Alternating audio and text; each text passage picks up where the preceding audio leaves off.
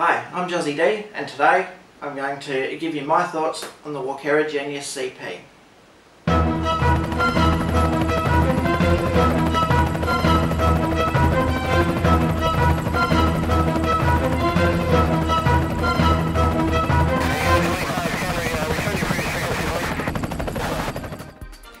Okay, my review today is going to be a little bit different to most reviews of the Genius CP that I've seen around the place.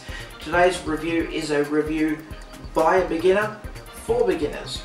This is my first ever collective pitch helicopter, so the things that interest me about this particular helicopter, and I'm sure most other beginners, aren't so much how good it is at flying aggressive 3D aerobatics, but more so how it goes when it comes to durability, how it's going to fare in a crash, how likely it is to crash in the first place, whether it's stable, easy to fly, its characteristics, how hard it is to set up, how hard it is to repair, all those things that may be of a concern to somebody who's never owned a collective pitch helicopter before.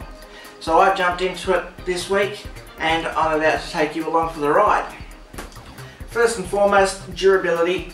I've had this for about a week now and I've been flying it quite a lot, at least a couple of times a day, and I've crashed quite a lot too.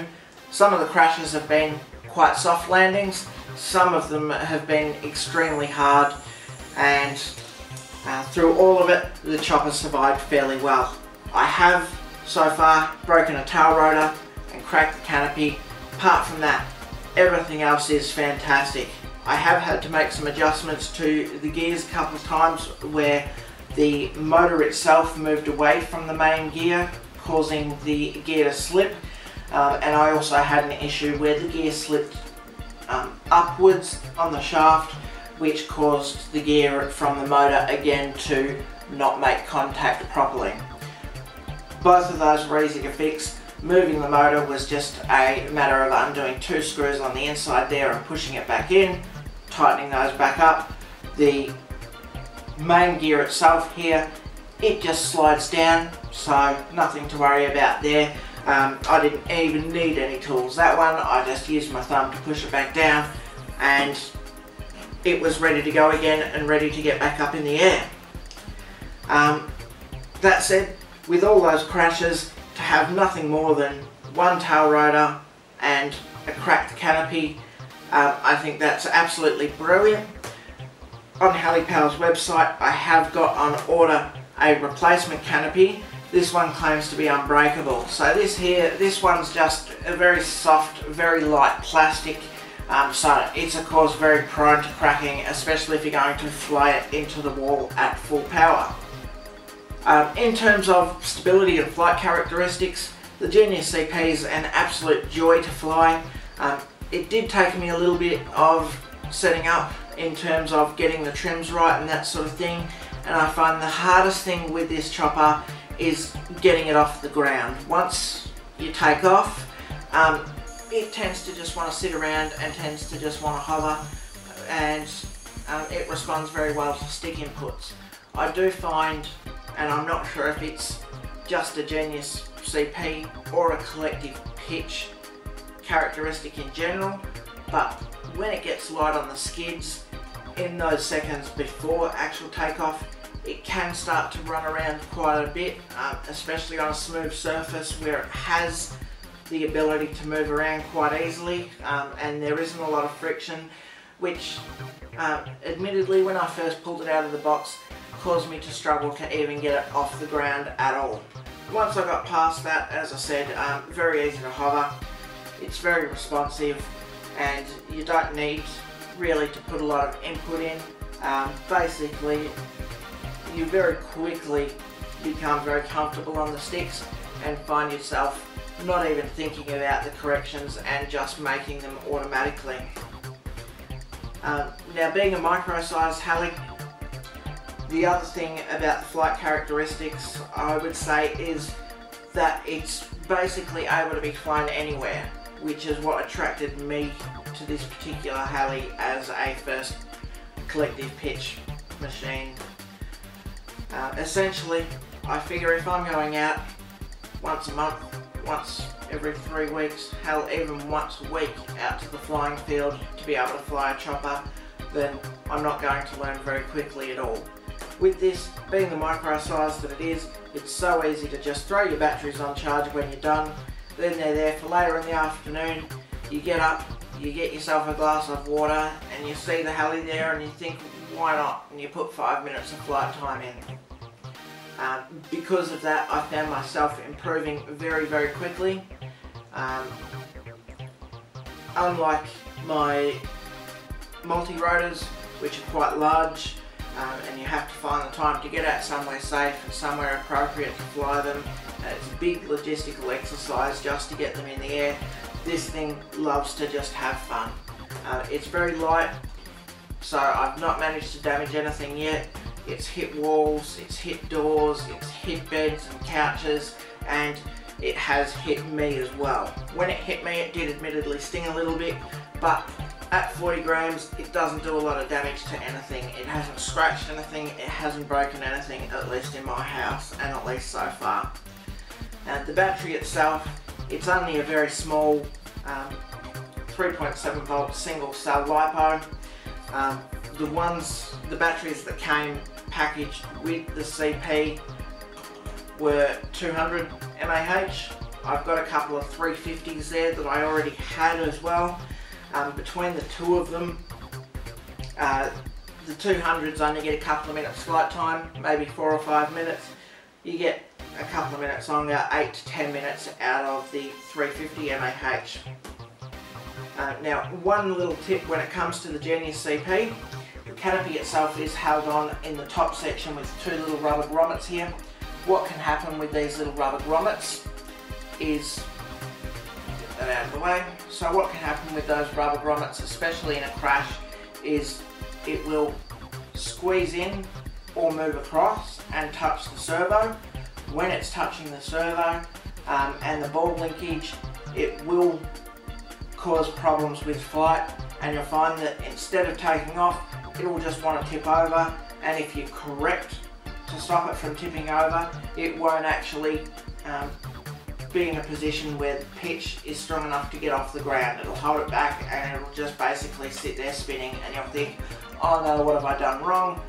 In that case, first things first, double check your canopy and you'll find 99% of the time that's it.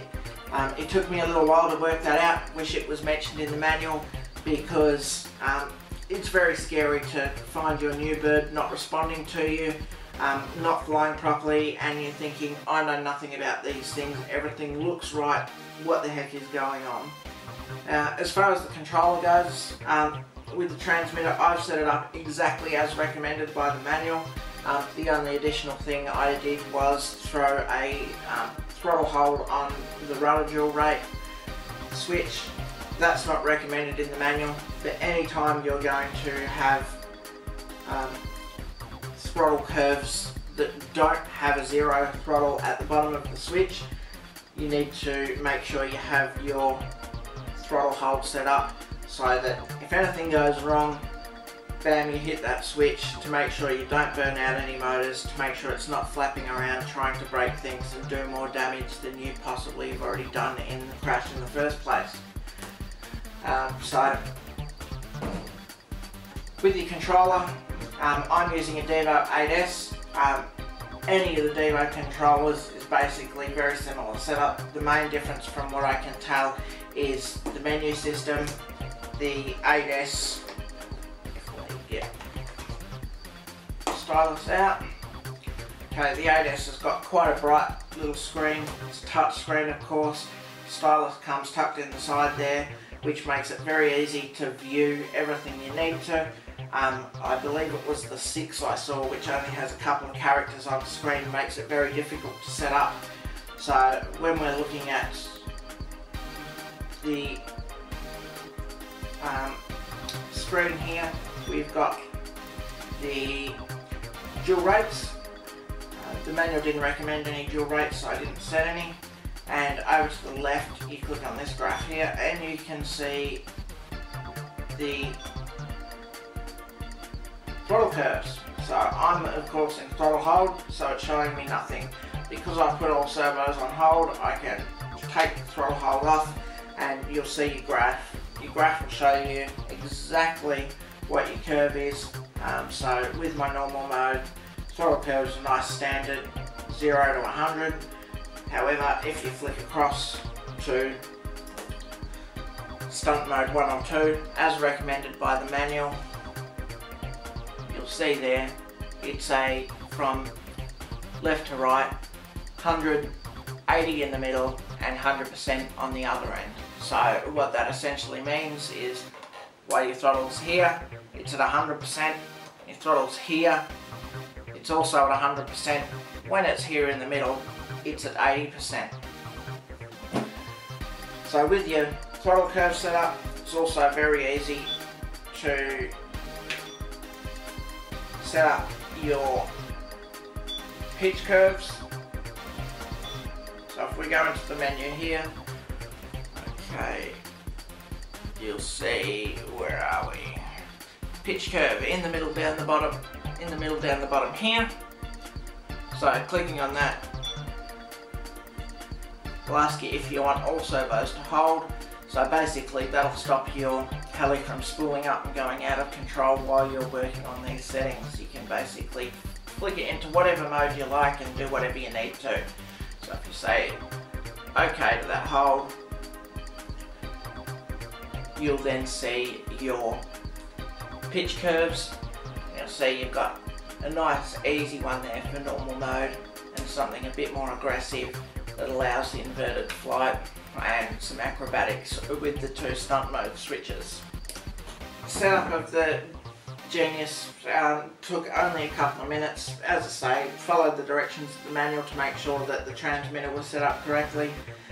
You will find if you do some searches on forums such as Heli Freak and that sort of thing, there's some other settings recommended by those more experienced pilots. I did try them and found that I preferred the default settings, and I'm guessing that's purely because I'm not an experienced pilot and have no idea how to fly this thing. That said, it hovers fairly well, it turns well, it can go from anything to a very slow casual drift across the room to flying across the room at 100 miles an hour depending on your stick inputs. Very fast, very responsive, very fun to fly, and I can see myself having a very long, healthy, loving relationship with this heli.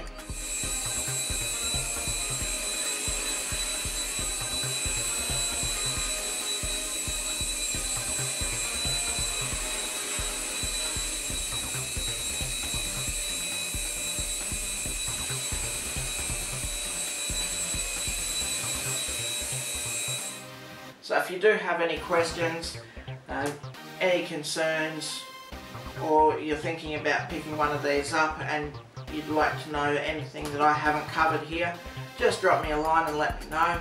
And as always, subscribe, and there'll always be more. The next thing I've got coming will be a review of the Walkera Ladybird, so stay tuned for that sometime next week.